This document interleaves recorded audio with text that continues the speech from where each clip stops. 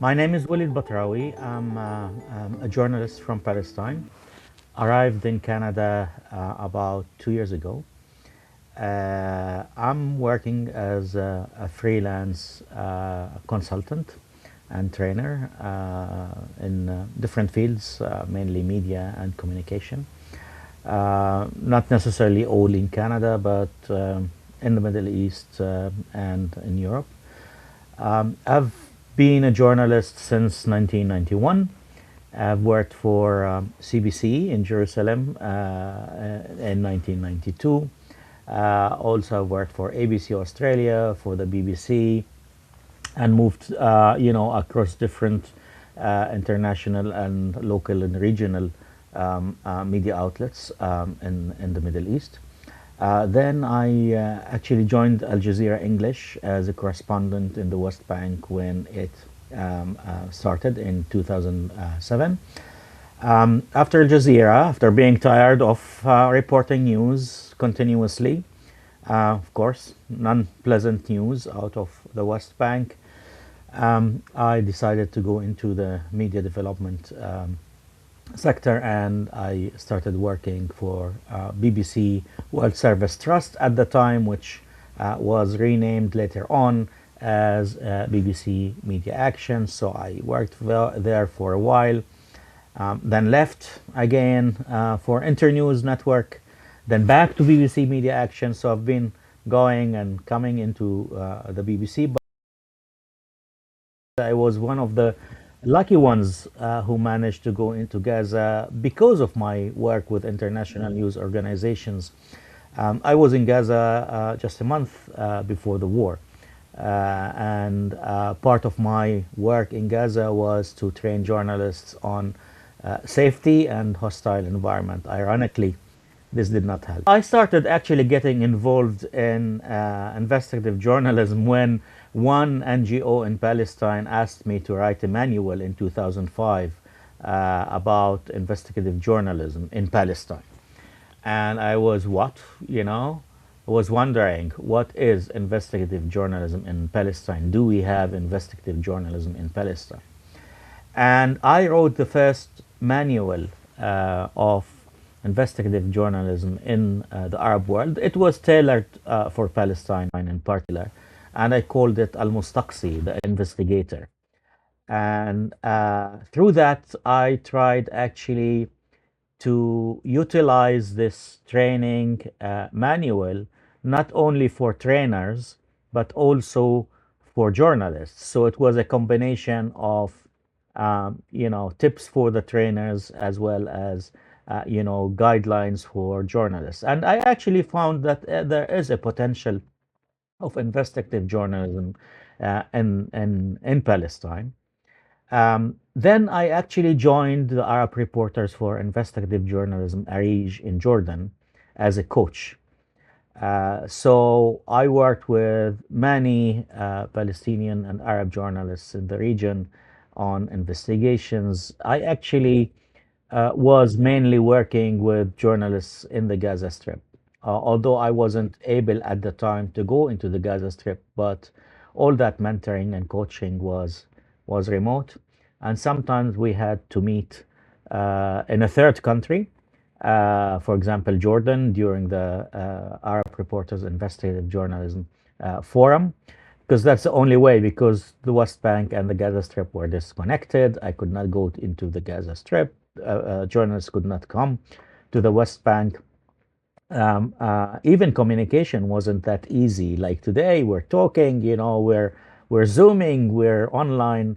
At the time, we had to use our cell phones, and of course, there's a risk always with whatever it takes to communicate through cell phones and so on. So According to the findings of the Gaza Project, most at least recently, 40 or my journalists and most workers in recent Gaza were work killed while at in home. At investigative least journalism 14 was for journalists were wearing Forbidden press Stories vests at in the moment Paris, they were killed, in injured, France. or allegedly targeted. I was part of At the least team who 18 was on the journalists were Gaza killed, injured, or Project allegedly that targeted by investigated the drones, and 6 targeted killing buildings housing media of offices were Palestinian completely journalists in or the Gaza Strip. partially You know, destroyed.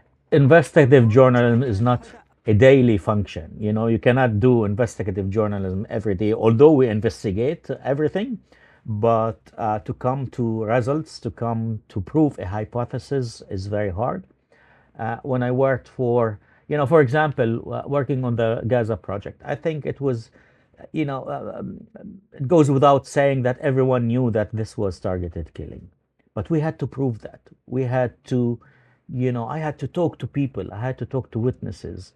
The problem was that, evidence was messed up in the Gaza Strip. You cannot really, when there's a crime scene, you have to kind of maintain everything and keep it until investigators come. But in the Gaza Strip, for example, a helmet or a flak jacket, uh, is being carried from one person to another and so on. So you cannot really track or trace what really happened. But having said that, this was a very difficult mission because you had to verify once, twice, and three times and speak to many people. Some of them I actually disregarded their testimony because by asking them few questions, I realized that they were not there. They heard something, from someone, and they're telling the story. And this is how deep we go into with investigative journalism, is that we compare, we cross-cut information, compare, and then we come to conclusion. Okay, this is mostly to be accurate, and we kind of disregard others. So this is how all started. Well, being in Canada actually gave me more flexibility to work on the Gaza project. Although being in the West Bank, for example, or in the ground in Gaza, that would have been an asset. But first, you're totally in Canada. You're totally focused on the investigation. While I was in the West Bank, I would have to deal with other things. Deal with my daughter's school. It's not because she's incapable of managing herself, but because of the security situation. You start working on something in a cafe, and in few minutes the school calls. There's an Israeli incursion. You have to leave. You have to pick up your children, or there's a snowstorm. So it's not only limited to the Israeli occupation. There's a strike. Someone has been killed. There's an internal fight. So you're not focused. Um, Also, one funny thing that one may think that is not an advantage is time difference. When I worked on the Gaza project, I had to speak to journalists who are always busy during the day, less busy in the evening. So starting at 12 noon in Toronto would mean 5 p.m. or later, even in Gaza. So that would give them more time to speak to you. And as well, there were times when there was a communication blackout. So these hours, I had to kind of find the time, the proper time, or I asked them to call me, and that would be like after midnight in Gaza, which is still during the day in Canada, which was a great thing. So yeah, I mean, safety, peace of mind, being in Canada, uh, getting easy to resources, speaking to people, um, is actually, and you feel like no one is watching you. Even though maybe in the West Bank you do not see someone just sitting on your shoulder, but you feel that there's somewhere, somehow, someone is watching. Here, it is still the case, because you're in Canada and the communications are all are global, but you do not like feel that um, there is someone sitting on your shoulder. My last training in Gaza was actually in May 2023.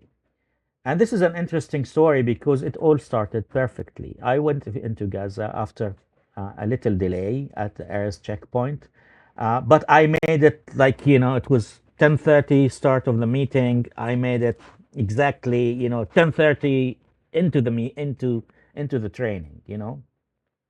So I concluded the first day of training, which was about safety, health and safety, and working in a hostile environment. And then by midnight, I went to sleep. The next morning, I get a call. Are we training today? I said, yes, of course. I haven't heard the news yet. And the lady on the phone says, but there's an Israeli attack. There are 13 Palestinians being killed. Uh, three senior Islamic Jihad leaders have also been assassinated. So, no training. And I was kept in a hotel for another 6 days until I was evacuated from the Gaza Strip. So, meaning that anything can happen. So, my kind of the next training was supposed to be in Nablus. And I decided not to go because part of my training on safety is, uh, you know, a risk assessment. So I made that risk assessment and I found out that it's risky to go to Nablus at that time. And one trainee kind of, made fun of me saying, oh, you're afraid to come to Nablus. I said, no, the essence of my training was risk assessment. So if I made that risk assessment and I found that it is risky to go to Nablus and I violate that, I'm not posing a model for you. So even if I wasn't afraid, even if I'm so well trained to face any risks, there's a risk that the trainees would be subject to, coming from Jenin, for example, in the north. So I mean that's the main challenge, is that sometimes journalists do not understand the risks, and they're so carried out, they're so motivated to do their work, which is great, you know. But then safety comes first. You can still cover a story while being safe. So the safety is the main challenge, especially during the past 2 years, where violence against journalists have been increased. I've seen the targeting of journalists by killing in the Gaza Strip, but the targeting of journalists by harassment, by shooting, by tear gas, by stun grenades, by beating, by preventing them from coverage in the West Bank. So this is kind of the most challenge, that it's safety, it's the movement restriction, it's not being able to come actually to the training. And if you go online, it's the same. Gaza, for example, um, communication problems. It's less in the West Bank, but again, the timings. When do you want to do that? If everyone has internet, has stable internet, it's just. And some people actually choose when which I hate, when they participate in training, they choose not to be in vision. You know, so it's you're talking to a black screen. That's challenging as well.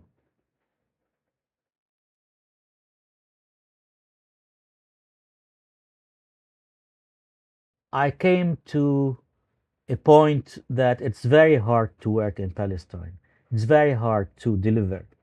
So I'm sitting outside and delivering more for journalists, delivering more and telling the story, being free to say whatever I want. Although, to be honest, sometimes in Canada, I feel that I'm not as free as being back in Palestine. Being back in Palestine, I defended human rights. I told the real stories of people. And this is why you have been fought against This is why you have been under threat always. Although you're safe here, you know, safety in Canada does not really guarantee freedom of expression, freedom of the press, at least from my point of view as a Palestinian, because you're always looked at as a Palestinian rather than a journalist. So whatever you say, oh, because he's a Palestinian. Okay, I wrote an article in the Globe and Mail talking about me sitting here in Canada overlooking the CN Tower, but at the same time thinking of my colleagues in the Gaza Strip. You can't imagine the amount of comments that I would um, say and describe as hate speech, you know, which I ignored. And I thought, if that amount of hate is coming towards me, then my article was impactful and was successful. And the good thing is that others had to respond to them, saying no. Anyway, but that kind of fear, like my daughters after that article started, don't write, don't write, don't write, you know, because they were afraid. But when I was in Palestine, they never told me, don't go, don't do it. You know, that's the difference. However, I still say I'm safe, but that does not mean that I'm totally free to speak my mind. But if we come to coverage of the news, it's all about facts. I'm not giving my opinion. I'm saying this is the number of people being killed, for example. This is what happened. Um, Even I've reported violations of from the Palestinian Authority. I've always reported on violations by Hamas in the Gaza Strip because I used to go there. I've seen what's going on that human rights level and so on. So uh, it's all facts. It wasn't opinion. It was all facts. And yeah, I mean, you're more resourced sometimes here in Canada. You talk to people, you can, communicate. You have a good network of journalists to work with. But still, I don't think that journalists in Canada, exiled journalists in Canada, or international journalists in Canada, uh, have had um, a pathway into the Canadian newsrooms. I still see on national TVs, on CBC, on every station, people talking about Sudan, for example, who are not Sudanese, or if they are Sudanese, they're academics. But we have Sudanese journalists who can, help, who can be, reporting accurately, who can tell you the accurate story. I think that there was no chance for newsrooms to understand the importance of international journalists in Canada. At the same time, there was no chance to make these journalists visible to the newsrooms. If newsrooms do not know about Walid Batrawi, how would they include him? If they don't know about Phil, how would they include him? So there's a need that these journalists are visible. And this is actually what I'm working on with Journalists for Human Rights now, is we're trying to network, we're trying to make these journalists visible to the newsrooms. We're trying to see what are the needs for the journalists to make them visible. At the same time, what are the needs of newsrooms to be able to have these journalists not necessarily as staff members, as contributors, as fact checkers. A journalist does not mean that you have all to be on screen. You can be within the editorial team. You can be a consultant. There's something about Iran. There's something about Sudan. We're not sure about it. Rather than just going and checking it on the internet or using ChatGPT to check how accurate that is and find the different resources. We have human beings who can check it, who have the contacts. And this is exactly my role was with Forbidden Stories. I'm local. I almost know every street in the Gaza Strip. I tell you a story when Al Jazeera cameraman Samer Abu Dakka was killed in Gaza. He was killed in a school, okay? And you know, journalists are crazy. Some of the journalists that I was working with on one of the stories, on the Samer Abu Dakka story for Within Stories, she said, "I want to speak to the principal of that school during a genocide, during displacement." And I said, "Okay, give me an hour. I'll get back to you with that." Within 30 seconds, I managed to get the contact number of that principal. Why? Because the house of my in-laws shares a wall with the school. And when I spoke to my brother-in-law, he said, "Yes, she's the headmistress of my daughter." You know, so we are well connected, and we are the people who used to work on the ground, and we're still, although from a distance, we're still working on the ground because we have our contacts, we have our connections. So rather than asking ChatGPT, ask Chat Walid.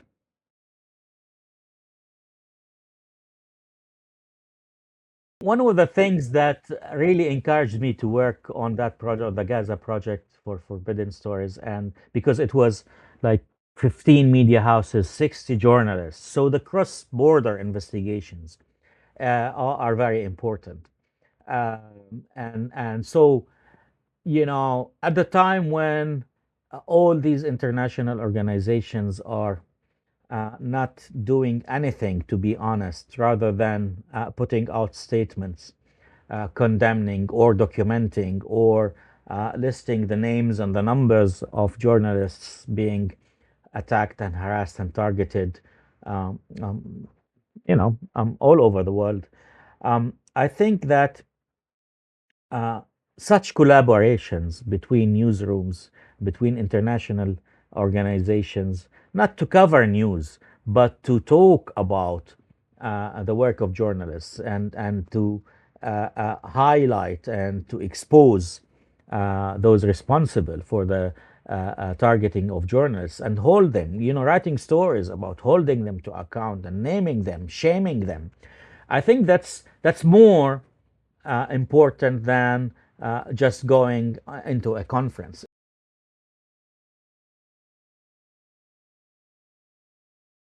So I think that you know uh, more investigations, uh, more solidarity, more work towards um, allowing journalists, for example, to go into the Gaza Strip.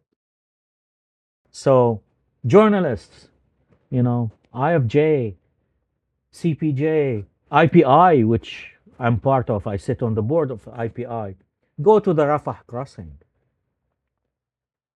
Try to go into Gaza. Okay, make a scene, let's say, you know.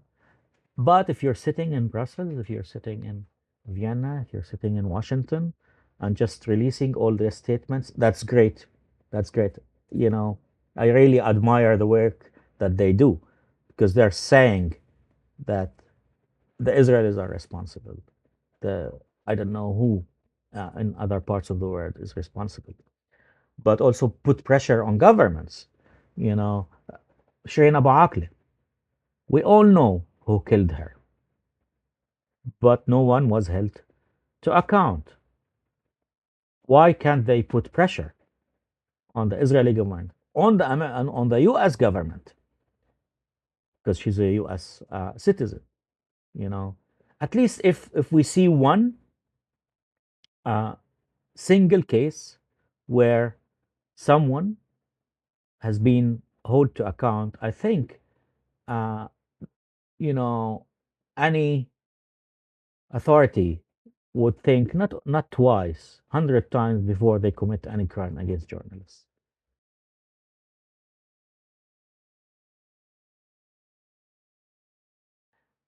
I interviewed and I accompanied Wael Dahdouh, the Al Jazeera correspondent, bureau chief in Gaza, um, who's been targeted. His entire family, not entire, most of his family members have been targeted and killed, and so on. And I could not believe how resilient he is. I know that he had pain. He had pain. He held his tears while I couldn't, although I was just translating for him. But it's that I can't really describe it. It's just that feeling that you have to continue to do your work, to continue to tell the story. With Gaza, it was very hard because, and even in the West Bank, even for everyone, even if a Canadian, if Canada, God forbid, is involved in a conflict, a Canadian journalist would not, would be as emotional and um, as resilient as people in Gaza and journalists in Gaza. But at the same time, you have to worry about your family, to worry about yourself, to worry about the story, to worry about the people that you are talking about, your resources and so on. So it's a combination. That said, I think what is going on the ground is so factual. You cannot really mess up. You know, a whole genocide was taking place live in the Gaza Strip. No one is going to manipulate these pictures, you know, whether it came from, a citizen or a journalist. Of course, when it's a citizen, we have to verify and so on. But even within that, citizens are in the same place, this same place of displacement as as journalists, and they were all squeezed into the middle of the Gaza Strip. So everyone was there, everyone was witnessing, you know, and cameras were live. So it's very hard to manipulate that. So this is how we maintain our objectivity. This is how we maintain um, integrity and I wouldn't say impartiality, because to be honest, it's very hard to be impartial. It's your story. You are being part of the story. If your house, your colleagues, your son, is being targeted, yeah, you have to find food and water, for your family.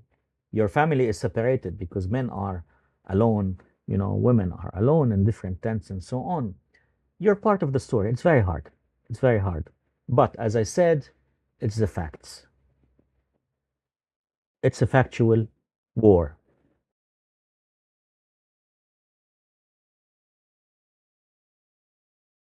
If you're saying these are the numbers, this is what happened. If you describe what had happened accurately, these are facts. Okay, so we always say the role of journalists is to inform the audience, but not before checking the facts, verifying, and so on. And of course, separating facts from rumors and other things. So yeah, it's facts are so valuable, and facts shape the story. If facts are differently, then the story is different. Okay, so yes, I mean, um, as I said, facts are the truth, and this is the essence of the work of the journalist. Um, Audiences are always at the heart of the work of journalists, and this means that we have to build trust, and we cannot build trust with misinformation or disinformation, but with facts. Okay, and I always say that journalism is the first draft of history. Usually, what journalists are reporting is actually history. So someone has to pick it up.